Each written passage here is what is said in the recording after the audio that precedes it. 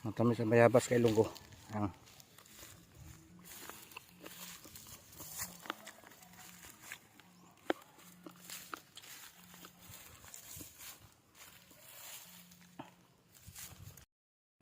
Ayan, dito na po tayo.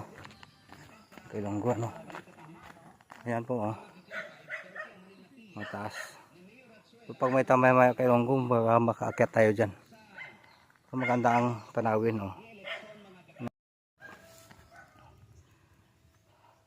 Ito tayo mga kay Ilonggo, akyat sa bukid, no. Akyat sa bukid. Kaya tayo ng bayabas.